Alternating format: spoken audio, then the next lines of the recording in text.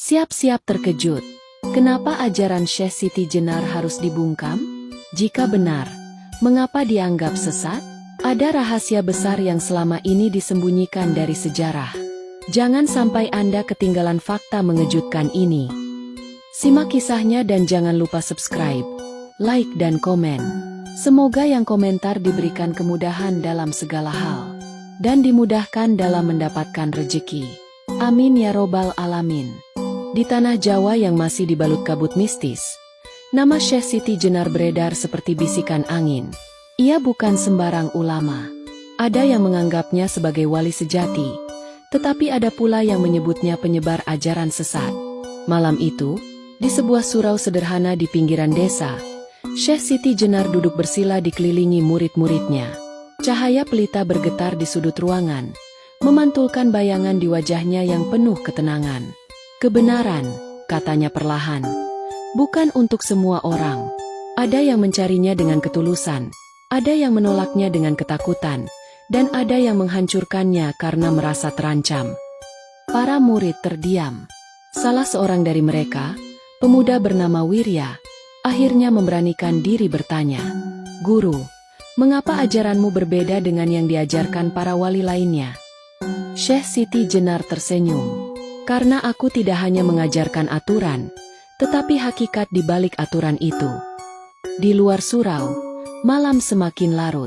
Tak jauh dari sana, seorang pria bersurban hitam berdiri di balik bayangan, mengamati dari kejauhan. Ia tahu, malam ini bukan sekadar pengajian biasa. Ini adalah awal dari sesuatu yang besar. Sesuatu yang akan mengguncang tatanan yang telah lama berdiri. Angin berembus lembut di antara pepohonan, membawa bisikan-bisikan samar tentang seorang ulama yang ajarannya mengguncang keyakinan banyak orang. Syekh Siti Jenar, nama yang kini mulai menjadi perbincangan, bukan hanya di kalangan rakyat jelata, tetapi juga di telinga para wali dan penguasa. Di sebuah surau kecil yang remang, Syekh Siti Jenar duduk bersila di hadapan murid-muridnya. Wajahnya tenang, tetapi sorot matanya tajam. "Manusia bukan hanya hamba," ucapnya perlahan. "Di dalam diri kita, ada ruh yang berasal darinya. Jika kau mengenal dirimu, kau akan mengenal Tuhanmu." Murid-muridnya saling pandang. Beberapa tampak merenung, mencoba memahami, sementara yang lain terlihat ragu. "Guru," tanya seorang murid, "jika manusia dan Tuhan itu satu, apakah berarti kita tidak perlu lagi beribadah?" Syekh Siti Jenar tersenyum tipis. "Bukan begitu. Ibadah bukan sekadar kewajiban, tetapi cara untuk menyadari keberadaannya dalam diri kita. Bagi mereka yang belum memahami hakikat, syariat adalah jalan. Tetapi bagi yang telah sampai, ibadah menjadi perwujudan cinta, bukan keterpaksaan." Di luar sana, seseorang berdiri di balik bayangan, mendengarkan dari kejauhan. Wajahnya tidak menunjukkan ekspresi, tetapi matanya menyiratkan sesuatu yang lebih dalam. Beberapa hari kemudian, kabar tentang ajaran Syekh Siti Jenar mulai menyebar. Ada yang merasa tercerahkan, tetapi ada pula yang menganggapnya sebagai ancaman. Dan di dalam istana, para wali telah mendengar semuanya. Mereka tahu, sesuatu harus dilakukan sebelum ajaran ini semakin menyebar. Langit demak mendung, seolah menyimpan kegelisahan yang tak terucap. Di dalam pendopo megah istana, para wali telah berkumpul. Sunan Kudus duduk dengan wajah serius. Tongkat kayunya diketuk pelan ke lantai. Sunan Giri menatap lurus ke depan, matanya penuh pertimbangan. Di sudut ruangan, Sunan Kalijaga bersedekap, mendengarkan dengan saksama. "Syekh Siti Jenar semakin berani," kata Sunan Kudus. "Ajarannya menyebar cepat. Rakyat mulai mempertanyakan syariat. Jika dibiarkan, ini bisa mengguncang tatanan yang kita bangun dengan susah payah." Sunan Giri mengangguk. "Aku telah mendengar murid-muridnya mulai berkata bahwa ibadah tidak lagi diperlukan. Mereka percaya telah mencapai hakikat tanpa perlu menjalankan kewajiban syariat." Di singgasana, Sultan Demak menghela napas panjang. Apakah benar ajarannya seperti itu? Sunan Kalijaga akhirnya bersuara. Suaranya tenang tetapi penuh makna. Yang diajarkan Syekh Siti Jenar bukan tentang meninggalkan ibadah, tetapi tentang memahami ibadah dengan lebih dalam. Namun, apakah rakyat kecil siap menerima pemahaman setinggi itu? Hening sejenak. Lalu, Sunan Kudus kembali mengetukkan tongkatnya. Apapun alasannya, ajarannya telah menimbulkan kegelisahan. Kita tidak bisa membiarkannya menyebar lebih jauh. Jika rakyat kehilangan pegangan mereka pada syariat, maka Islam di tanah Jawa akan goyah. Sultan Demak mengangguk. Maka, panggil dia ke istana. Kita harus mendengar langsung dari mulutnya. Malam itu, di surau kecilnya, Syekh Siti Jenar duduk bersila, menatap nyala pelita yang bergetar. Ia tahu waktunya telah tiba. Pintu surau terbuka perlahan. Seorang utusan bersurban hitam berdiri di ambang pintu. "Syekh, kau dipanggil ke istana. Para wali ingin berbicara denganmu." Murid-muridnya yang mendengar itu sontak berdiri. "Guru, jangan pergi. Ini jebakan," seru Wirya. Wajahnya tegang. Syekh Siti Jenar tersenyum, tenang seperti biasa. Yang mencari kebenaran tidak akan lari darinya, katanya lembut. Lalu ia bangkit, melangkah keluar tanpa sedikit pun ragu. Di kejauhan, istana Demak berdiri kokoh, menunggu kedatangannya. Dan di dalamnya, nasibnya telah ditentukan. Pintu gerbang istana Demak terbuka lebar, tetapi suasana di dalamnya terasa menekan. Di pendopo utama, para wali dan penasihat kerajaan duduk melingkar. Wajah mereka serius. Di tengah ruangan, Syekh Siti Jenar berdiri dengan tenang. Matanya menatap lurus ke depan tanpa gentar. Sultan Demak berdehem sebelum berbicara. "Syekh Siti Jenar, ajaranmu telah menimbulkan keresahan. Banyak yang mengatakan bahwa engkau mengajarkan bahwa manusia dan Tuhan itu satu. Jika benar demikian, bukankah itu bertentangan dengan ajaran Islam?" Syekh Siti Jenar tersenyum samar. "Yang aku ajarkan bukan penyamaan, tetapi kesadaran," jawabnya. "Manusia berasal darinya, dan pada akhirnya akan kembali kepadanya. Jika seseorang benar-benar mengenal dirinya, ia akan mengenal Tuhannya." Beberapa wali saling pandang. Sunan Kudus segera mengetuk tongkatnya ke lantai. "Bahaya sekali ucapanmu," katanya tegas. "Jika manusia merasa telah menyatu dengan Tuhan, lalu apa gunanya ibadah?" Syekh Siti Jenar tetap berdiri tegap. Ibadah bukan sekadar kewajiban, tetapi jalan untuk mendekatkan diri. Mereka yang belum memahami hakikat membutuhkan syariat. Tetapi bagi yang telah sampai, ibadahnya bukan lagi beban, melainkan bentuk cinta yang sejati. Tiba-tiba, seorang pria bangkit dari sudut ruangan. Ia adalah penasihat kerajaan, salah satu orang yang paling gencar menentang Syekh Siti Jenar. "Kami telah mendengar bahwa beberapa muridmu telah meninggalkan sholat dan puasa karena merasa telah mencapai hakikat tertinggi," serunya. Riuh mulai terdengar di ruangan itu. Sunan Giri mengerutkan kening. "Benarkah itu?" Syekh Siti Jenar menatap lurus ke arahnya. "Jika ada yang meninggalkan syariat karena salah memahami ajaran, itu bukan kesalahan ajarannya, tetapi karena hati mereka belum siap untuk menerimanya. Tetapi, di dalam istana ini, keputusan seolah telah dibuat sebelum pengadilan dimulai."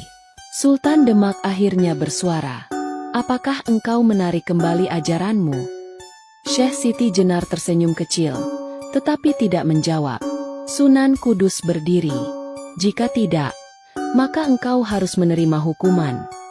Di luar pendopo, langit semakin gelap, dan di dalam ruangan itu, nasib Syekh Siti Jenar telah diputuskan. Di dalam pendopo istana Demak, keheningan terasa begitu menekan. Wajah para wali tetap tegas, sementara Sultan Demak menatap Syekh Siti Jenar dengan sorot mata yang sulit ditebak. "Engkau menolak menarik ajaranmu," ujar Sultan perlahan. "Maka engkau harus menerima akibatnya." Sunan Kudus mengangguk. "Ajaranmu telah membahayakan umat. Jika dibiarkan, orang-orang akan meninggalkan syariat dan agama ini akan hancur. Hanya ada satu jalan, engkau harus dihukum mati." Beberapa murid Syekh Siti Jenar yang ikut ke istana sontak berdiri. "Tidak adil," seru salah seorang di antara mereka. "Guru kami hanya mengajarkan hakikat, bukan menyuruh orang meninggalkan ibadah." Tetapi prajurit segera menahan mereka. Sunan Kalijaga yang sejak tadi diam akhirnya bersuara. "Apakah ini satu-satunya jalan?"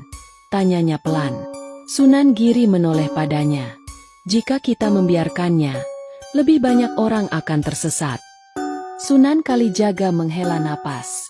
Ia tahu bahwa keputusan ini bukan hanya karena masalah agama, tetapi juga karena ketakutan para penguasa. Sultan Demak memandang Syekh Siti Jenar. "Kau masih bisa menarik kembali kata-katamu," katanya sekali lagi. Syekh Siti Jenar hanya tersenyum. Ia melangkah maju, menatap setiap wajah yang ada di depannya.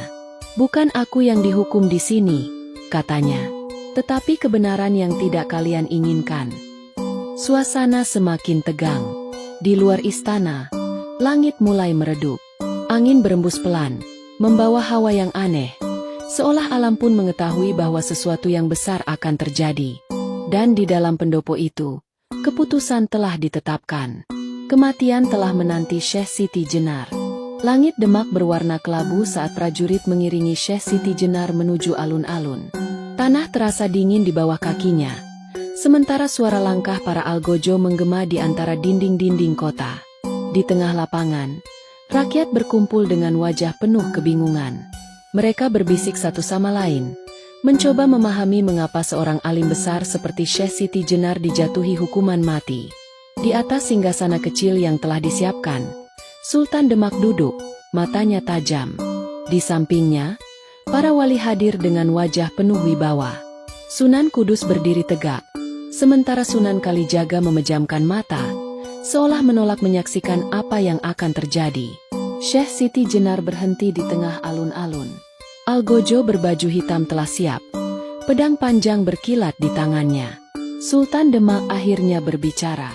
"Syekh Siti Jenar, kau telah menolak menarik ajaranmu, dan kini hukum harus ditegakkan.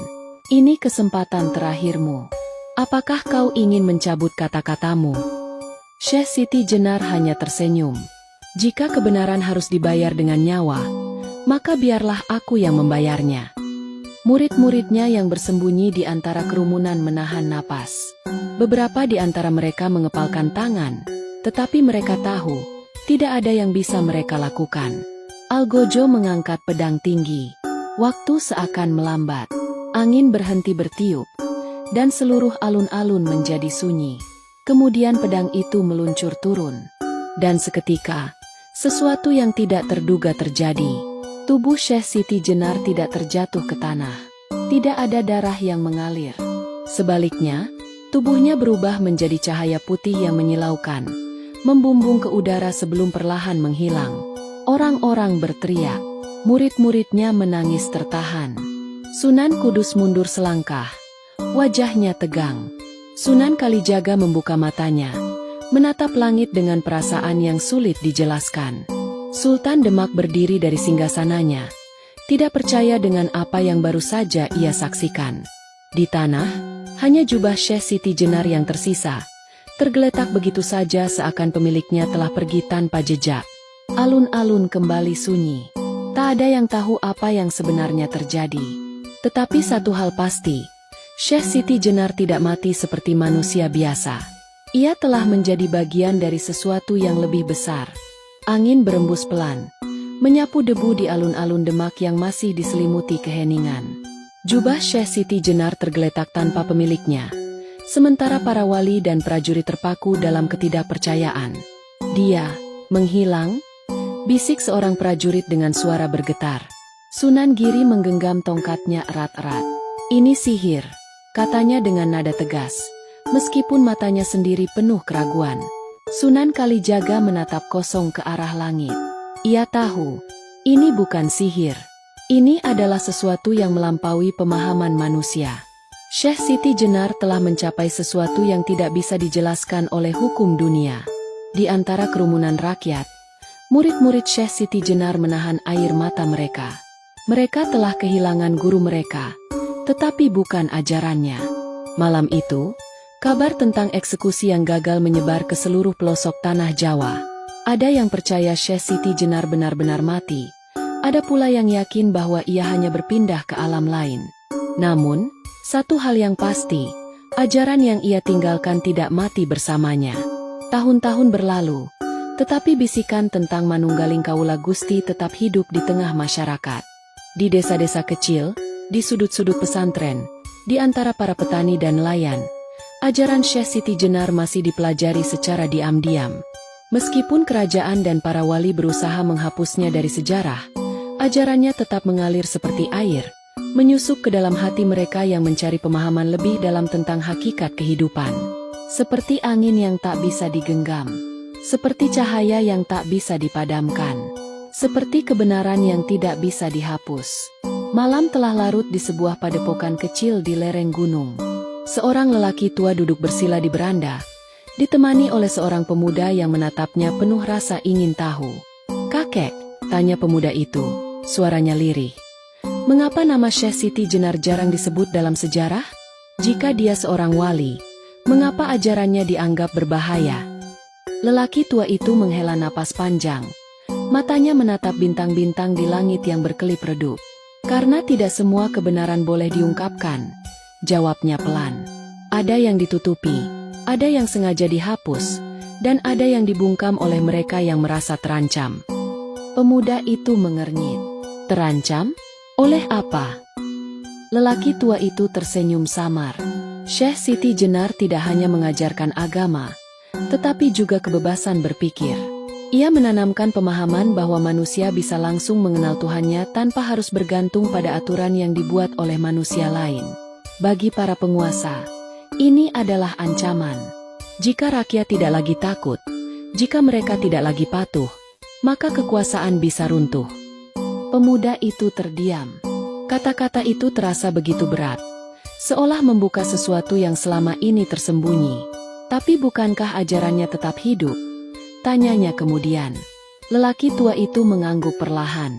"Ya, kebenaran tidak bisa dibunuh. Meski sejarah berusaha menghapusnya, ajaran itu tetap mengalir dalam jiwa mereka yang mencari." Di kejauhan, suara burung malam terdengar, seakan menyanyikan kisah yang telah lama terkubur dalam sejarah. Kisah tentang seorang wali yang dihukum bukan karena kesalahannya, tetapi karena kebenaran yang ia bawa terlalu terang untuk diterima dunia. Dan seperti bintang yang tetap bersinar meski tersembunyi oleh awan, ajaran Syekh Siti Jenar akan selalu ada bagi mereka yang berani mencarinya. Di sebuah langgar kecil di tepi sungai, seorang santri muda menatap gurunya dengan sorot mata penuh kebimbangan. Cahaya lampu minyak berpendar lembut, menari di permukaan air yang tenang. "Guru," tanyanya pelan, "apakah benar ajaran Syekh Siti Jenar bertentangan dengan Islam?" Sang guru, seorang lelaki sepuh dengan janggut putih yang menjuntai, menatap santrinya dengan lembut. "Itulah pertanyaan yang sudah berabad-abad diajukan, Nak," jawabnya. "Dan jawabannya tergantung pada siapa yang menjawabnya." Santri itu semakin penasaran. "Maksud guru?" Sang guru menghela napas. Islam memiliki dua lapisan pemahaman, syariat dan hakikat. Syariat adalah aturan yang membimbing umat, sementara hakikat adalah esensi yang lebih dalam, yang hanya bisa dicapai oleh mereka yang telah melalui perjalanan panjang. Syekh Siti Jenar mengajarkan hakikat, tetapi banyak yang salah memahaminya. Santri itu termenung. "Jadi, ajaran manunggaling Kawula Gusti bukan berarti manusia menjadi Tuhan?" Sang guru tersenyum. "Bukan. Itu adalah kesadaran bahwa manusia berasal dari cahayanya dan akan kembali kepadanya. Seperti setetes air yang berasal dari lautan, ia tetap bagian dari lautan, tetapi tidak bisa mengaku sebagai lautan itu sendiri." Santri itu mengangguk pelan, mencoba mencerna kata-kata gurunya. "Tapi mengapa ajaran itu ditolak?" tanyanya lagi. Sang guru menatapnya dalam-dalam. "Karena tidak semua orang siap untuk memahami. Jika seorang yang belum matang secara spiritual mendengar ajaran ini, ia bisa salah paham dan menganggap dirinya tidak lagi perlu beribadah. Inilah yang dikhawatirkan oleh para wali, dan inilah mengapa Syekh Siti Jenar dibungkam." Di luar, angin berhembus lembut, membawa aroma tanah basah dan suara sungai yang mengalir perlahan. Santri itu menghela napas panjang. "Jadi, apakah Syekh Siti Jenar benar atau salah?" Sang guru tersenyum. Kebenaran tidak bisa diukur dengan hitam dan putih. Nah, ia adalah cahaya yang tidak bisa direnggut oleh waktu. Syekh Siti Jenar tidak pernah benar-benar hilang. Ajarannya tetap hidup dalam mereka yang mencari jalan menuju hakikat. Di kejauhan, suara adzan subuh mulai berkumandang, membelah kesunyian malam yang perlahan menghilang. Fajar perlahan menyingsing di cakrawala, menyapu bumi dengan cahaya keemasannya. Di sebuah padepokan tua yang tersembunyi di antara pepohonan, seorang lelaki tua duduk bersila di beranda, menatap hamparan sawah yang masih diselimuti kabut tipis. Di depannya, seorang pemuda duduk dengan penuh hormat. Wajahnya memancarkan rasa ingin tahu yang mendalam. "Kakek," pemuda itu berbisik, "apakah ajaran Syekh Siti Jenar masih ada?" Lelaki tua itu tersenyum samar, lalu menghela napas panjang. "Nak, kebenaran tidak bisa dihancurkan, hanya bisa disembunyikan," katanya pelan. "Ajarannya tidak pernah benar-benar hilang. Ia masih berbisik dalam hati mereka yang mencari." Pemuda itu mengangguk, tetapi masih ada kegelisahan dalam dirinya. Lalu mengapa sejarah mencatatnya sebagai orang sesat? Lelaki tua itu menatap pemuda itu dengan sorot mata dalam. Karena dunia tidak selalu siap menerima kebenaran yang terlalu terang. Ada yang takut, ada yang merasa terancam, dan ada yang ingin mempertahankan kekuasaannya. Pemuda itu terdiam. Ia tahu bahwa perjalanan untuk mencari pemahaman lebih dalam baru saja dimulai. Sang lelaki tua tersenyum. "Manunggaling Kaula Gusti bukanlah tentang menghapus syariat, tetapi tentang memahami makna terdalam dari keberadaan. Mereka yang siap akan menemukannya, mereka yang takut akan menolaknya, dan mereka yang ingin mempertahankan kendali akan berusaha membungkamnya." Di kejauhan, matahari semakin tinggi, menyinari tanah Jawa dengan kehangatannya yang abadi. Seperti ajaran yang tidak bisa dibungkam. Seperti cahaya yang tidak bisa dipadamkan. Seperti kebenaran yang tidak bisa dihancurkan.